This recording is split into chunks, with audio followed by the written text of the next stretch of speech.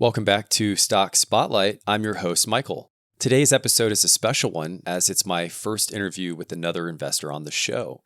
I was joined by Shivam Kashan, who invests at a family office and has done thoughtful work on Copart, one of the most dominant players in the salvage vehicle auction market. And while the company is trading near its 52-week low, it's not a classic deep value play. Rather, it's a wide moat compounder that's now closer to fair value. Early in our conversation, Shivam called Copart the Amazon of salvage vehicles. In this episode, we'll unpack what makes that marketplace so durable, why its logistics network resembles Amazon's scale advantage, and how its duopoly position creates a long runway for growth. We'll also explore the key drivers behind its financial model, moat durability, and how investors like Shivam approach valuation in a quality compounder like this. I hope you enjoy the conversation that follows.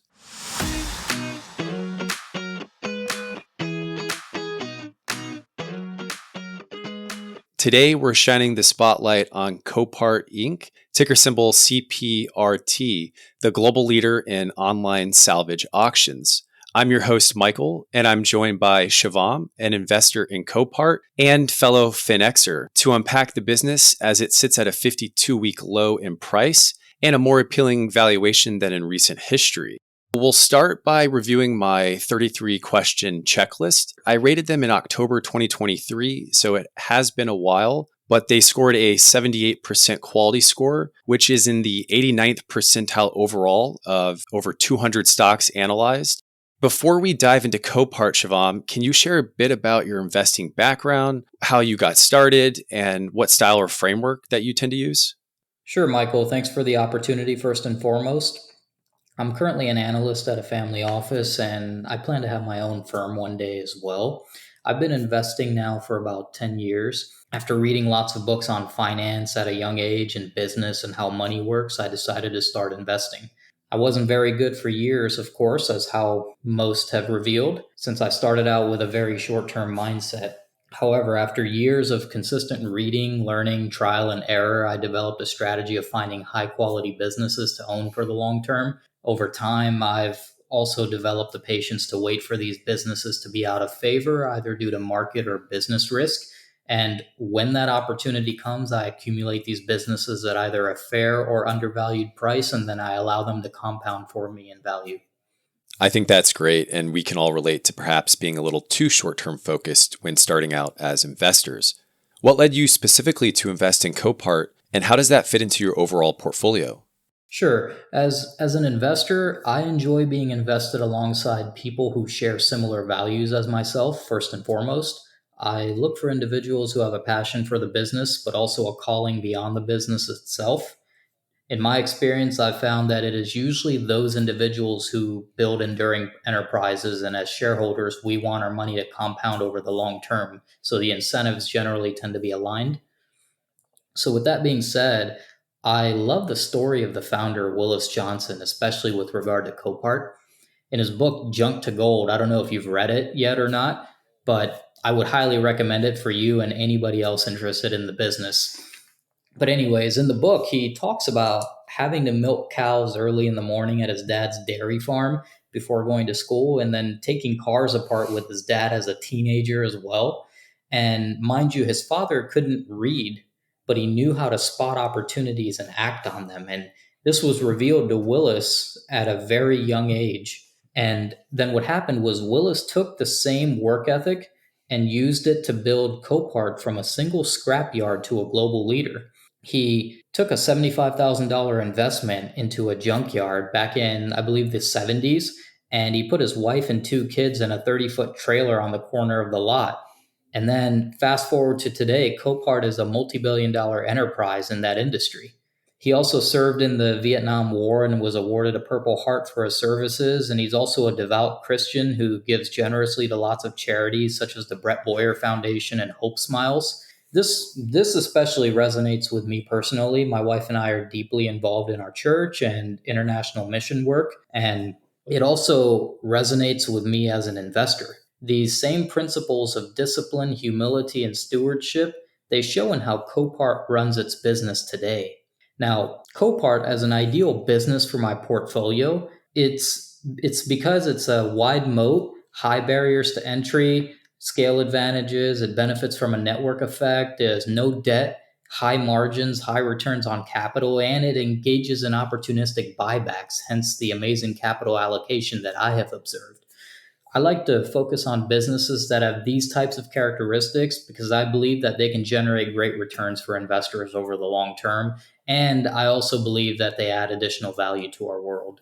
Yeah, I'm glad you mentioned that book because I have not yet read it, but it is on my Christmas book list. That kind of takes us to the next question to start us off here is there is a lot to like about Copart.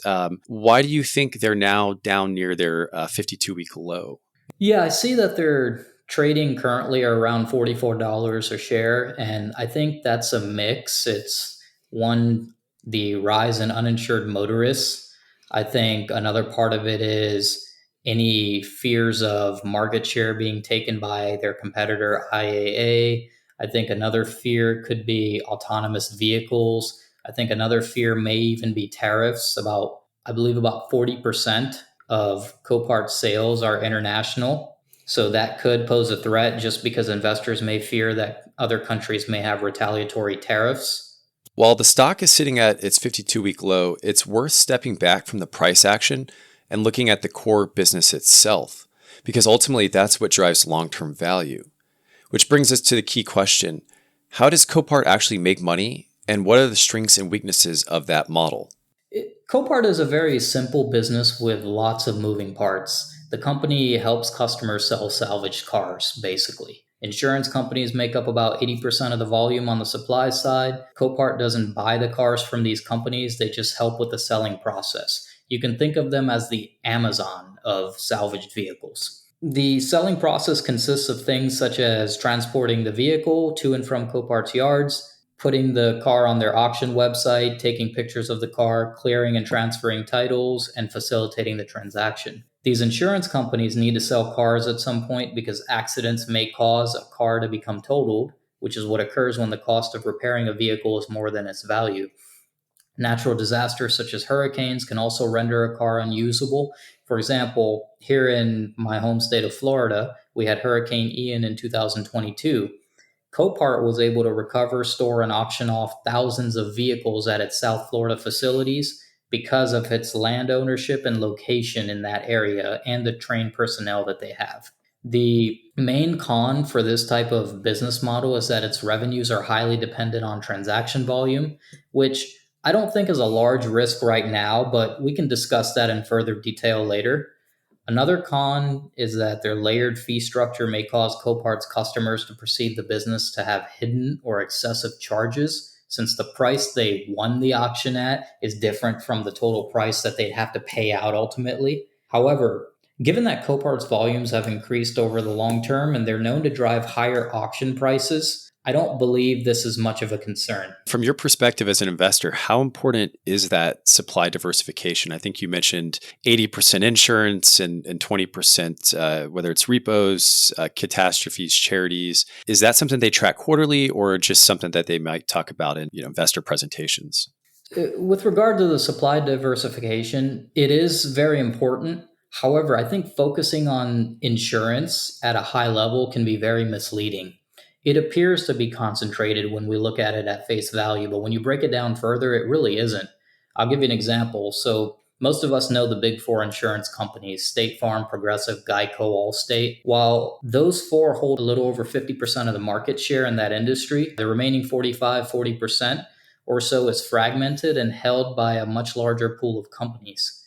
So, yes, 80% of the supply does come from insurance volumes, but a deeper look reveals that it isn't as concentrated as it appears. Another thing to keep in mind is that Copart and many of these insurance companies have somewhat of a mutualistic relationship. Insurance companies need Copart's platform to access a large pool of buyers, which drives vehicle prices higher. As these insurance companies continue to provide the supply, this in effect drives more buyers to Copart's platform, creating a network effect for the business. Yeah, I'm glad you broke out the insurance into the big players and the rest. That's something that I think when I was preparing research for this episode, you kind of see the 80-20, and it does seem a little more concentrated than it might actually be. That gets me kind of into my next question. I did find it interesting that Copart earns, I think it's 80% or so or more of its revenue from service fees related to the auction business, like you mentioned previously, listing, storage, transportation, and bidding fees, rather than the actual buying and selling of those vehicles. Would you call that recurring in nature, and how does that kind of shape the stability of their business? I wouldn't call those particular fees recurring as they aren't from any subscriptions or ongoing contracts. I think recurring may have a different meaning to other investors. However, those fees are largely dependent on vehicle volumes. The only fees that, in my opinion, can truly be considered recurring are membership dues from customers. We know the average life of vehicles in the United States is 13 years, according to S&P Global, and a trip to the local mechanic shop can show us that vehicle repair costs are going up, right? So I believe that these key factors, combined with Copart's network effects and barriers to entry and scale, will continue to drive higher fees and reinforce the stability of the business. But I am not looking at totally recurring fees to view my idea of stability in the business. That does make a lot of sense. And, it's interesting to see too when you research Copart, just things that pop up specific to them and their industry. You hear words like total loss frequency, used car pricing, and the vehicle age. Which of those drivers do you think matters most for their long-term growth? I think the total loss frequency is the driver that matters the most for Copart's long term growth because the cost of repairing a vehicle is continuing to increase. This is mainly due to the adoption of advanced driver assistance systems, ADAS for short, such as sensors and cameras and EV components as well that may be high value. Since cars still depreciate at a similar rate, I believe they still lose about 20% of their value in the first year and then an additional 10 to 15% per year after that. The repair to value ratios will increase as a result, meaning higher total loss frequencies will occur, which will drive higher volumes for Copart. So that's a little bit about their business model. I'd next like to transition to some industry dynamics, which I find particularly fascinating for this company. Tell us what industry is Copart in and how does that industry compete? I know I've seen things like reducing pickup time and turnaround speed, maybe also price as well. Sure. Copart is in the online vehicle auction and remarketing industry. Physical infrastructure is a large competitive factor here since acquiring land along with permits is very difficult and capital intensive, creating high barriers to entry for this type of business. This land needs to be near cities to be able to recover and store vehicles that need to be auctioned as well. Having a reliable bidding platform is another way the industry competes. Copart's bidding platform is online only, and it includes things such as real-time bidding, AI-powered valuation tools that help sellers price their vehicles, and title and document processing as well. The main way the industry competes is by finding ways to drive higher prices for sellers, mainly insurance companies, and this drives more buyers to their platform, which increases prices further and incentivizes more sellers to join in on the action. Yeah, and the reality is that it's not a fragmented market. It's essentially a duopoly. There's a chart that's running around on X where it shows back in 2016, Copart and IAA were nearly even at 50% market share. But today, Copart has pulled ahead with close to 60% of the market. How do you see market share playing out over the next 5 years? I think base case Copart's market share can drift up a few points. Copart's larger land bank allows it to capture any volume swings that might occur. Remember, Copart owns about 90% of their land, while IAA leases most of theirs. This allows Copart to have more flexibility and scale. In fiscal year 2024, in their annual report, they listed that they opened new facilities in the US, Canada, and Europe, and they emphasized the importance of capacity to win and retain customers. Total loss frequencies remain elevated due to increased repair costs, according to CCC's crash course reports. Copart's global buyer mix also supports better recoveries for insurers. The bottom line here is that absent any insurer wins, I expect Copart's share to increase. Recent trend in Copart price might have even been influenced by, it seems like, I think IAA has partnership or deal with, is it Progressive? And that might be driving some of that. But it kind of gets into our next question in terms of economic sources of moats. And it seems like both companies actually have built some sticky positions with maybe different insurers and multi-year contracts and the IT system integration and logistics. How much of a switching cost advantage does that give both players? And then any other moat sources that should be highlighted for Copart? As more insurers use Copart's platform, its value goes up. This is because the supply will drive more buyers to the platform, resulting in higher vehicle prices, which creates that network effect we discussed earlier. This presents a significant switching cost for insurers, as they'd have to find an alternative platform that has the same amount of buyers, keeping their prices competitive. I'd also like to add that Copart has the flexibility to reconfigure space for insurers to store and assess vehicles, as they own most of the land they utilize for their business, whereas IAA again leases most of their sites. IAA's flexibility in this case might be more constrained because of this fact, and if you go through Copart's 10K reports, they also talk about how they have dedicated space for insurance companies to assess repair costs and things like that. Another large moat that I want to expand on is their land ownership. They have over 250 yards across 11 countries. To put it in perspective, that's over 4,000 soccer fields. So, about 10% of the land that they use is leased, the rest is owned.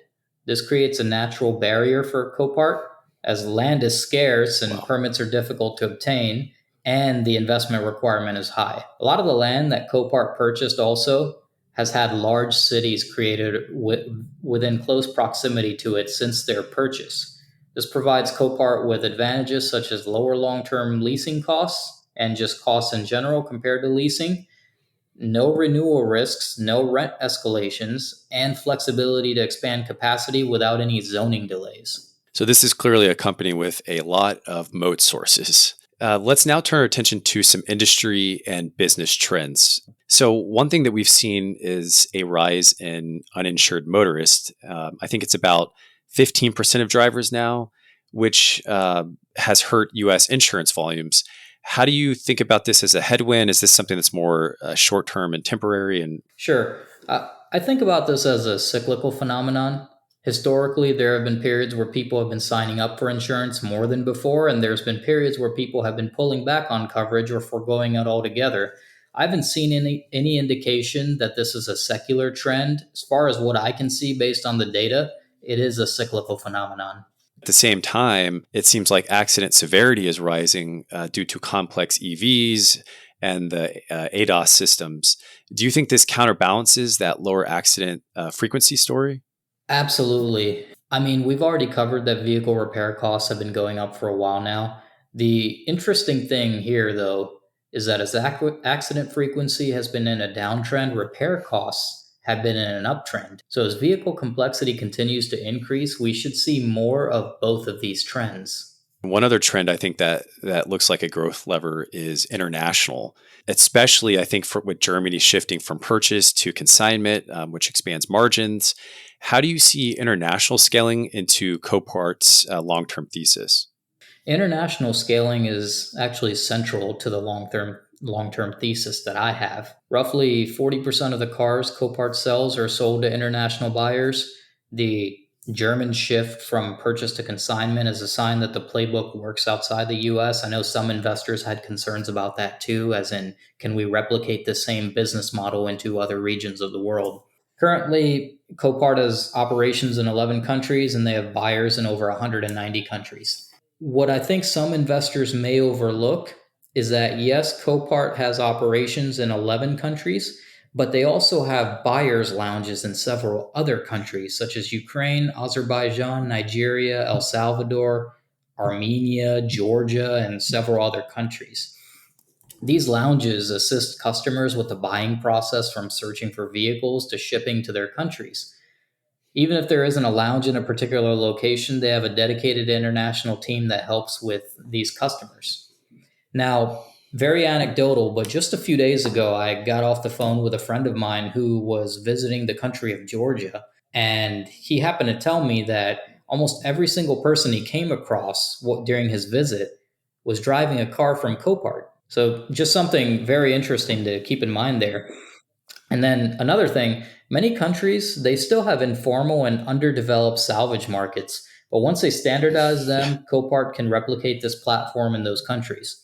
For example, lately, Eastern European countries are becoming big importers of damaged and used cars from Western Europe, countries such as Germany. The buyers in Eastern Europe basically fix these cars at lower labor costs and then they resell them.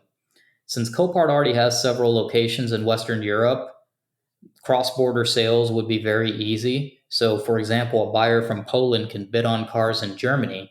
As Copart covers more countries in this area, the network will become even more valuable, increasing supply and seller proceeds. Brazil is another one of these international opportunities I want to touch on. Copart has 11 locations in Brazil, and I believe that there's a lot of growth potential here because Brazil ranks fifth in the world for traffic fatalities. I believe there's a lot of room for expansion into other parts of LATAM as well for these same reasons. I love the Georgia anecdote and the Brazil highlight. I think if I have you on again, we could even talk more about the Brazil opportunity there. I think that's very interesting. Next, let's discuss the financials. When you look at Copart's financial profile, so their revenue growth, margins, cash flow, what stands out to you the most as an investor?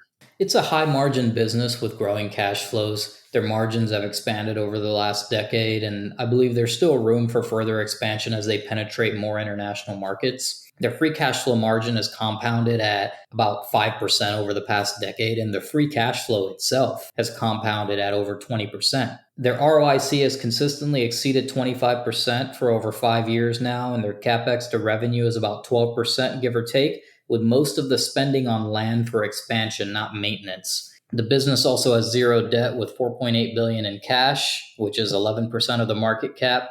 It's got 2.4 billion dollars in land, or 6% of the market cap.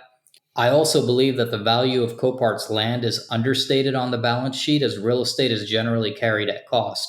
And again, a lot of this land was purchased a while ago and has appreciated in value just simply due to inflation and then also large cities being built around it or near it.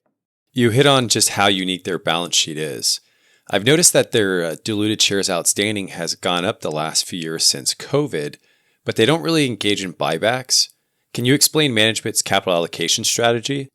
Sure, yes, that's a very fair question. I understand, and I also understand the concern that some investors may have with that large cash pile being built up that way. With regard to the opportunistic buybacks I spoke of earlier, management's only engaged in those when the stock appeared cheap. So I wouldn't expect much of that at the current valuation just because I think the business is fairly valued. I don't think it's cheap. In their last earnings call, management did say that long term return of cash will likely be via buybacks, but they didn't give a time period for specifics. They did say that they're looking for M&A deals with the following framework. It's would management invest in this deal if it was their own money, and can the business enhance what Copart does, or vice versa?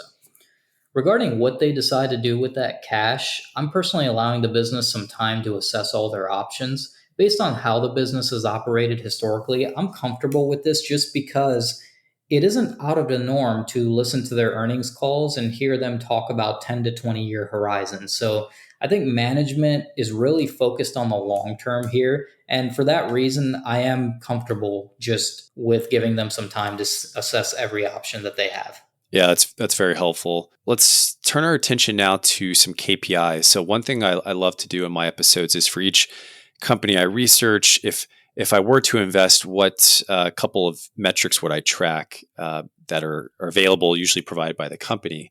So the first question I actually have is I find this varies by company, but how transparent do you think their management is when it comes to sharing meaningful KPIs with investors? Copart provides various KPIs. They provide segment level disclosures that break down domestic and international inventories, revenues, and margins. They discuss the insurance and accident trends regarding unit volumes, total loss frequencies, and they also discuss data from third parties such as the CCC Crash Course report I mentioned earlier. They discuss their average selling prices and compare them to an index called the Mannheim Used Vehicle Index and their peers as well. So I think Copart's management is pretty transparent when it comes to sharing these KPIs with investors.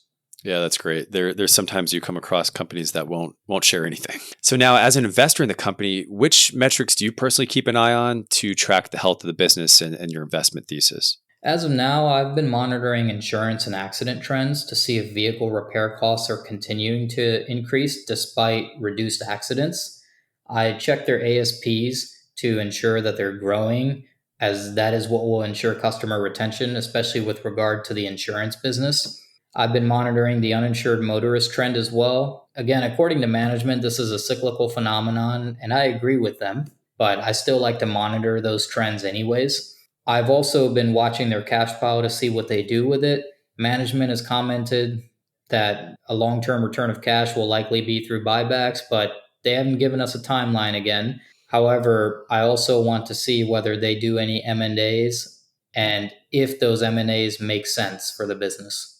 Before we get into the last section, our valuation and verdict, I did want to bring up a couple of risks that we can discuss. So the first one is some bears say autonomous driving could shrink their supply long term. Do you see that as a real risk, or is it one of those things that's just too far off to matter right now? I think this risk is too far off to matter. First of all, autonomous vehicles would have to earn the trust of people. There's a survey from 2025 that shows that still around 60% of people are afraid to ride in them. Second, assuming everything goes as planned with their development, it would take at minimum 13 years to get a fully autonomous fleet just based on the current average age of cars from S&P Global. In the meantime, while there are autonomous vehicles on the road alongside human operated vehicles, the human drivers will still act irrationally at times, which will cause an accident for both vehicles. I also think that everything that happens between right now and the full adoption of autonomous vehicles can serve as a tailwind for Copart. These vehicles have become increasingly complex, so less severe damage will be more expensive to repair. That means vehicle values will also depreciate quicker, especially as technology continues to advance at a rapid rate and make older systems obsolete. Even after autonomous vehicles are fully adopted, there's still a likelihood that they will experience collisions and system malfunctions, especially in the early years. And these vehicles may be more costly to repair and also might unlock more salvage opportunities for Copart, especially for certain high value components that they may have. Yeah, that gets me kind of this to the second risk that I was going to ask you about, which is around EVs. And I think management has said that EVs are actually easier to total and have a strong resell in parts and batteries. Could that actually be a tailwind rather than a headwind? You know, EVs are a bit nuanced. There are tailwinds, but there are also some key risks here too. Yes, there are higher repair and replacement costs. That is true, which means that they're more likely to become a total loss. These are also higher value products, which would allow Copart to capture higher margins with resales. That is true. However, there are uncertain salvage values with EVs. I'll give you an example. The residual value of a battery after a crash is unknown because we don't know the extent of the battery damage, we don't know the remaining life of that battery, and we don't know if there are any warranties. Another thing to keep in mind too is that OEMs may also restrict access to this battery software for third party repairers, which means it would limit the ability to resell or reuse those parts. Nonetheless, I'm still comfortable with the risks here just because traditional cars greatly outnumber EVs in the world today, and there are many parts of the world where it actually wouldn't make sense to have a fully electric fleet anytime soon.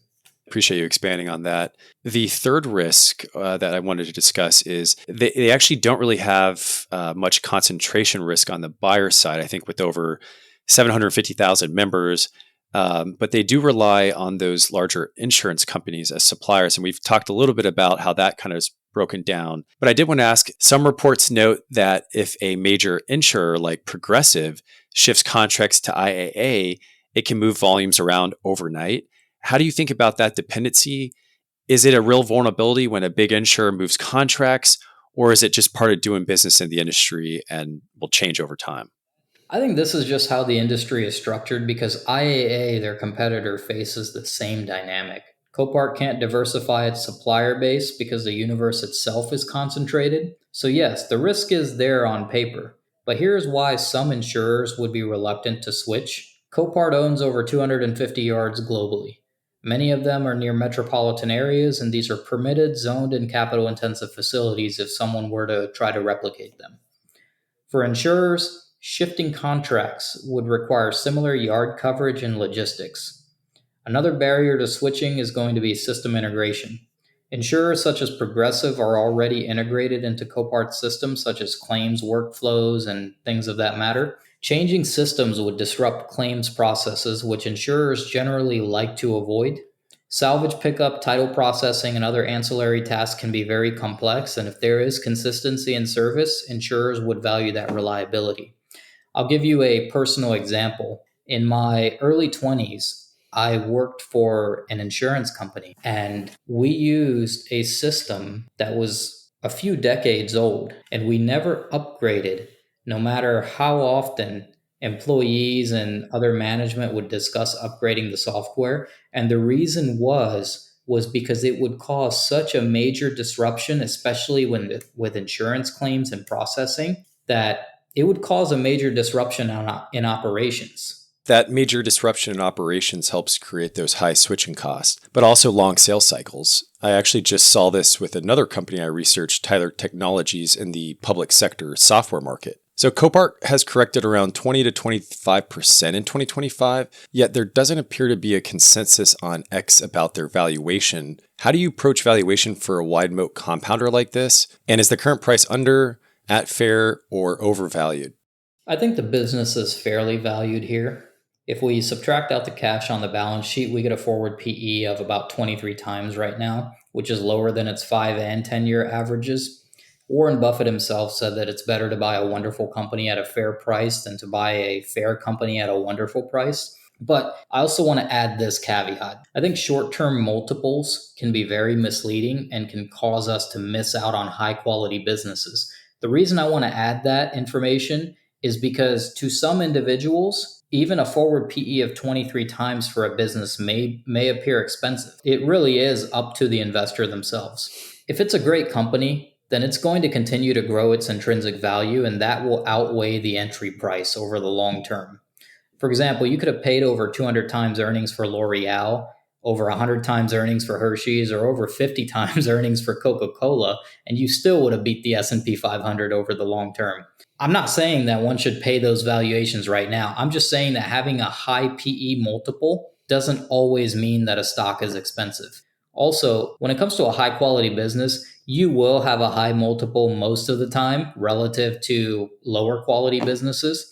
And a trip to the grocery store can show us how this works. If we want higher quality meats and produce, we generally pay more for them. I love that analogy. It's the same reason to go to a specialty grocery over a national grocer too. And I like also that you mentioned the PE and excluding cash. There's actually a website that I sign up for that has valuation methods, and that's called investorsgrow.com. And they actually have PE as one of the preferred valuation multiples for Copart. The last thing that I was curious about today is, are you adding, and what would make you trim or sell the position? I have actually recently added to my position. A key part of my thesis is the international growth opportunities that the business has. I would trim or sell the business completely if there was a fundamental change in the business or the quality of the business, or if I identify a higher quality business that appears to be a better investment for the long term. I run a concentrated portfolio, so for me to sell a business in favor of another, the new business entering my portfolio would have to meet a very high hurdle rate. Well, thank you again to Shivam for joining today's Stock Spotlight guest episode on Copart. Be sure to follow him on X at Shivam Kashan. That is SHIVAMKASHAN. If you enjoyed this episode, leave a comment or take the poll. It helps a ton. Join me next time for a deep dive into Cintas Corporation, ticker symbol CTAS. Until then, keep your investment smart.